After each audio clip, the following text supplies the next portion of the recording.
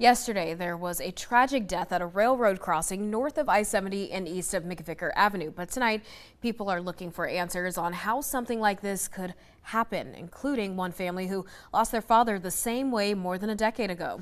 27 News reporter Jacob Kaufman brings us their story and explains what they want to see different.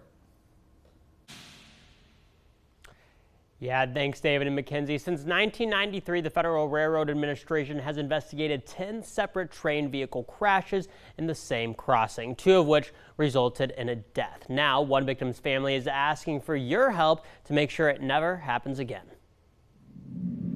On Tuesday, Topeka resident Carl Miles lost his life when his truck was struck by an oncoming train as he was pulling out of the Bettis Asphalt Concrete Supply.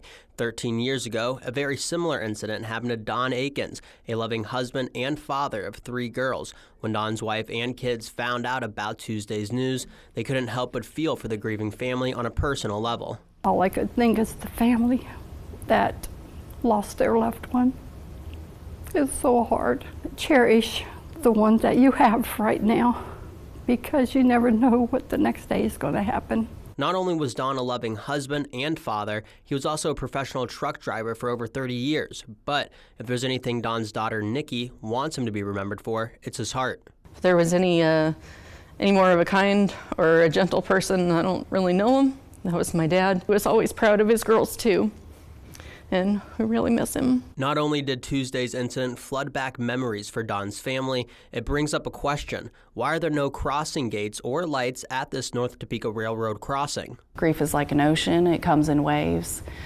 And just seeing any railroad crossing that does not have crossing bars is a trigger for me. You cannot rely right there by the highway where loud semis could be going by in the background, and you're solely relying on visuals that aren't that great. 27 News reached out to Union Pacific on this concern, to which they told us it's a common misconception that railroads decide where and what types of railroad warning signals are installed at crossings, and that the entity that has authority over the road includes state, county, and city agencies have the responsibility to ensure the safety of the roadway through its design, placement, and operation. We really need to get crossing lights and gates up there to protect the people that work for Bettis Asphalt, Topeka Concrete, Shawnee County workers, Kansas Sand, all of those workers that cross that daily to earn a paycheck.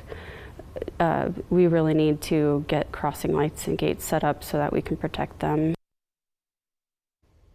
A spokeswoman with the city tells us that the city of Topeka does not maintain this crossing. The family has a petition that you can sign online at change.org North Topeka Railroad Crossing in efforts to get railroad crossing gates and lights set up at this crossing. You can find that link on our website at ksnt.com. Working for you, Jacob Kaufman, 27 News.